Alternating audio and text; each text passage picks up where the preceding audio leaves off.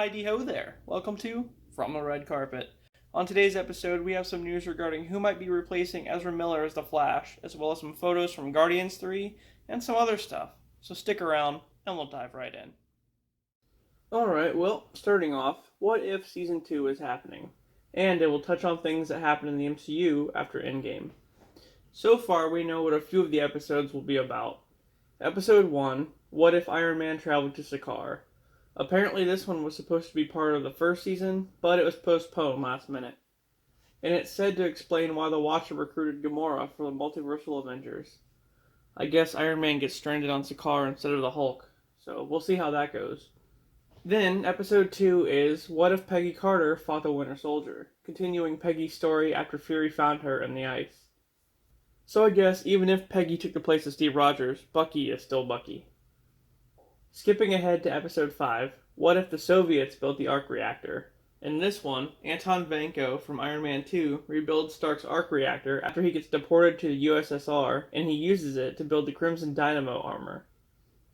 And then S.H.I.E.L.D. sends Hank Pym, Janet Van Dyne, and Nick Fury to Siberia to retrieve the blueprints for the armor, causing Ant-Man to fight the Red Guardian. That sounds pretty cool. Finally, episode 7 will be, what if Wanda used to watch musicals? In this one, it's a WandaVision episode, which is, well, a musical, more or less. Really, that's all I know at this time. I know I skipped around a bit, but hopefully we'll know more soon. Moving on, Secret Invasion will deal with the Skrulls coming to Earth and impersonating various MCU characters. The series will have Nick Fury back, Ben Mendelsohn as Talos, and Emilia Clarke as Abigail Brand, the head of S.W.O.R.D. Also, allegedly making appearances in the series will be Miss Marvel, U.S. Agent, Yelena Belova, Sam Wilson, Bucky, War Machine, Wong, and even Monica Rambeau. I know, that was a lot. So let's stay tuned for that one. Guardians 3 is finished filming and it's said to close the book on the team in the MCU. With introductions of both Adam Warlock and the High Evolutionary, it's going to be a wild one for sure. But there's just a bit of crypticness about the film's logo, from what I've heard. It's said that, allegedly, looking at the logo, you can tell who will die in the film. But, is this true? Well, the first film's logo was brown, and yep, Groot died. Alright, well what about Volume 2? It was blue and red and, oh, Yondu. Right. Okay, well going off of that standard, this one's gray with some red markings just like, oh shit, Drax. What do you guys think? I know recently in an interview, Bautista stated that he'll miss the character and that it's been a great journey. So does that mean Drax is gonna die in Part 3? Anyway, here we have some set photos of random art depicting the High Evolutionary in the film. He's all over the city in like graffiti form, for some reason.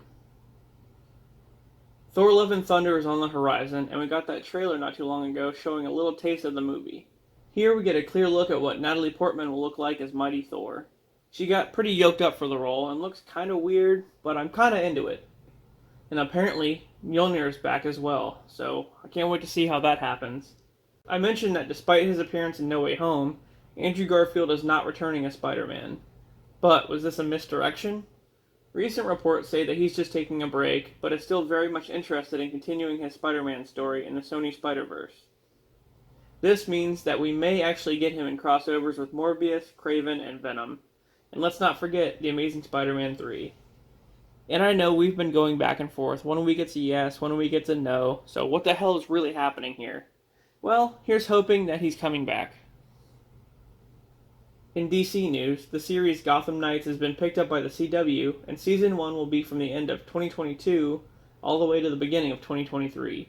So I guess they're going to split the season in half and take like a winter break.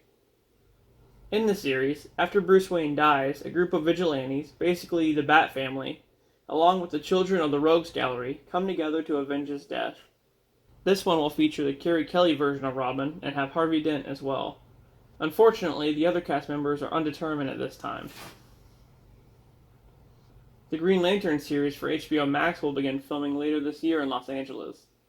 The series will follow multiple Green Lanterns over the course of decades, starting off with Alan Scott, played by Jeremy Irvine, and ending with Guy Gardner, who's played by Finn Wittrock. So, as Ezra Miller screwed up any potential future as playing the Flash, Fans were demanding that the CW Flash, Grant Gustin, take over in the DCEU. However, I guess as of now, Warner Brothers has different plans as they're looking at Dylan O'Brien to replace Miller going forward. I wonder if he'll just continue Miller's character, or if they'll give him his own reboot with an origin story, because that's what DC's good at, starting over again and again and again. Alright, lastly, Scream 6 is on the way. After how well received Part 5 was in theaters, it was only a matter of time before we got another one. And it will most likely continue the story of Sam, Billy Loomis's daughter, and will have Neve Campbell back as well.